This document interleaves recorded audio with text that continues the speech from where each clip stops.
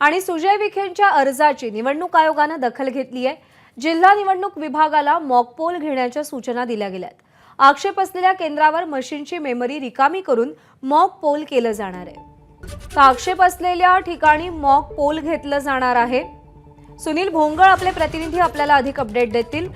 सुनील, याचिका नेमकी काय होती, याचिका का दाखल करण्यात आली होती आणि आता कशा पद्धतीने पुढची पावलं उचलली जातील?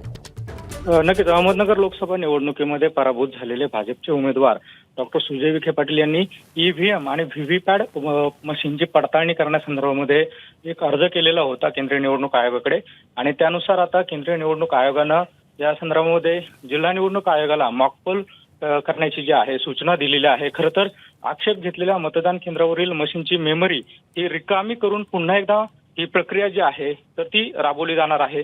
खरं तर हा अधिकार आताच जो आहे उमेदवारांना देण्यात आलेला आहे आणि त्यानुसार सुजय विखे यांनी जो आक्षेप घेतलेला होता त्यानुसार आता मॉकपोल जो आहे तर तो होणार आहे। 40 मतदान केंद्रावरील ईव्हीएम असेल किंवा व्हीव्हीपॅट मशीनची पडताळणी यामध्ये केली जाणार आहे। खरं तर मॉकपोल करताना मशीन संदर्भामध्ये जर उमेदवाराला काही शंका असेल तर हा मॉकपोल करता येईल असे जे अधिकार आहेत तर ते नुकतेच निवडणूक आयोगाकडनं उमेदवाराला देण्यात आलेले होते आणि त्यानुसार आता ही मॉकपोल जे आहे तर ते होणार आहे।